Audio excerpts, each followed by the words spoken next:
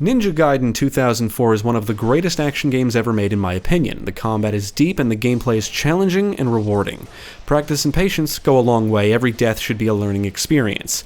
Developed by Team Ninja and published by Tecmo, Ninja Gaiden was released for Xbox in March 2004. Downloadable content was made available and was included in a reworked version titled Ninja Gaiden Black.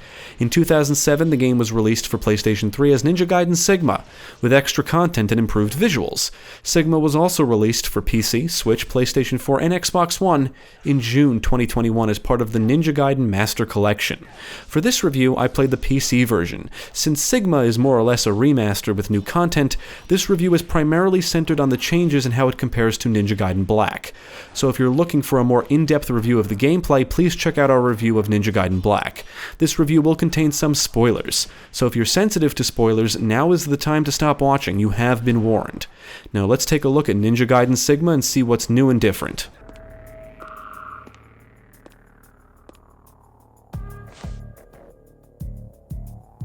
The story of Sigma is the same as that of Ninja Gaiden 2004. The biggest change in terms of plot is the new Rachel chapters, which expand the plot and her character a little more.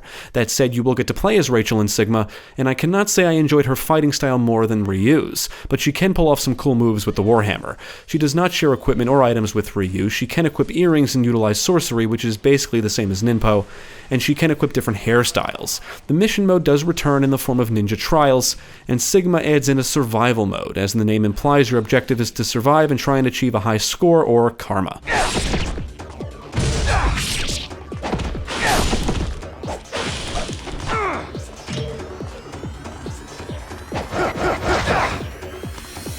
Now, if you come to Sigma directly after playing Ninja Gaiden Black, you will undoubtedly notice many little differences, but the gameplay is largely the same.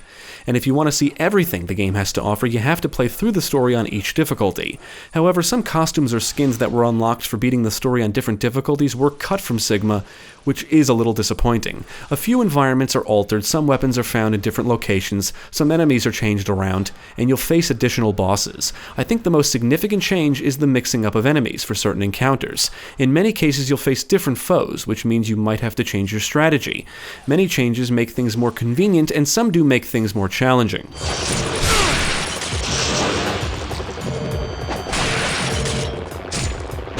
I will say I think Sigma does make several positive changes. The combat is still brutal and looks flashy. It's also bloodier, and I like that the blood splatter will remain on surfaces much longer.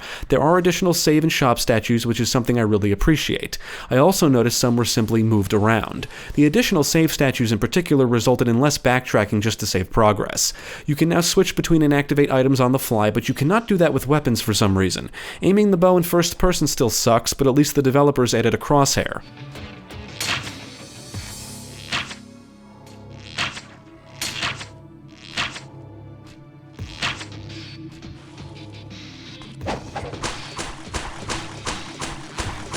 Sigma does remove certain puzzles and things that really didn't add anything to the original experience. For example, you no longer need to find the ticket to get into the bar, and the ore you had to collect in the caverns is gone. The strongbow puzzle, if you want to call it that, is removed. The entire pyramid puzzle is gone and replaced with an enemy encounter, and the switches were removed from the platform puzzle that's present after the Doku fight. Personally, I consider any change that reduces platforming to be positive, because the camera, while slightly improved, still generally sucks, and Ryu can still only move in 4 directions from a standing position, which can result in frustration when trying to reach or jump to specific locations or platforms.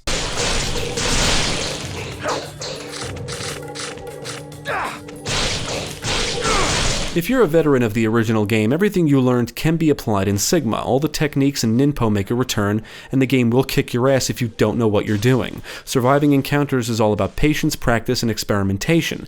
In general, I would say Sigma does a good job at retaining what made Ninja Gaiden and Black so much fun.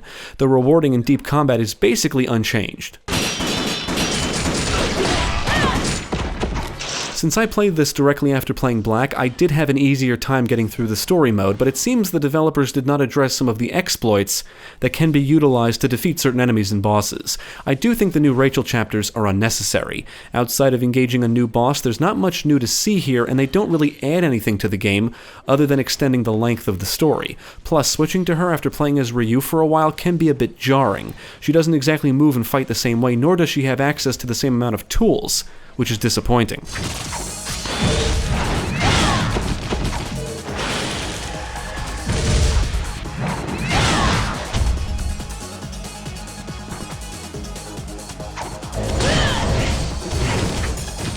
You will visit the same locations as you did in the original game, along with a new Burning Village area. With the exception of a few locations, all of the environments remain intact in terms of layout, and the ones that are altered are not changed in a negative way as far as I'm concerned. In some ways, Sigma feels more like a streamlined experience. With certain puzzles removed, it's simply easier to progress, and the pacing feels more consistent.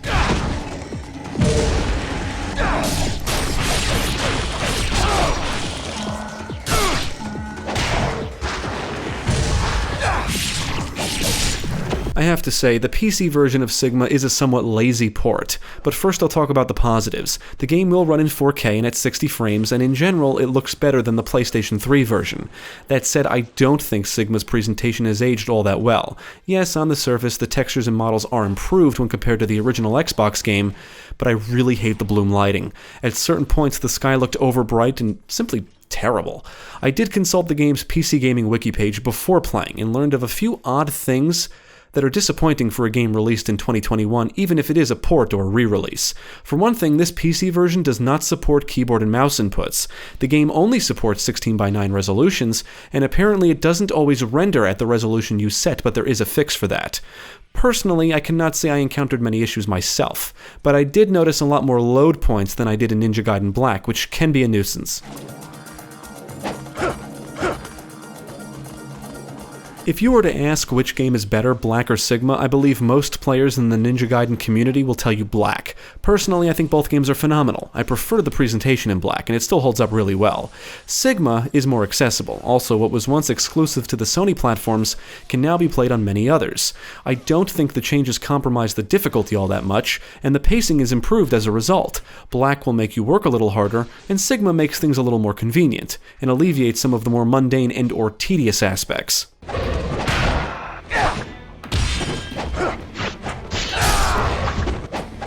I would recommend Ninja Gaiden Sigma to fans of the original and action games. It's a remaster with some additions and changes, and I don't think it changes enough to make it worse than Black. I also don't think it's better either. I'll just say this, if you haven't played Black or Sigma, pick one and enjoy. Either way, you're getting a great game.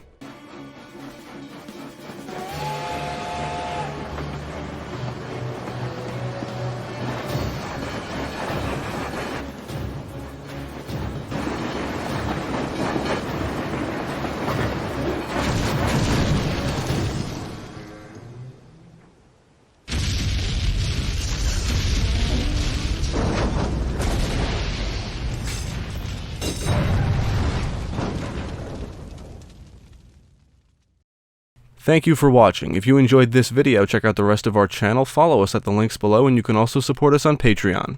If you're interested in more gaming content, check out our friends over at Gamecast.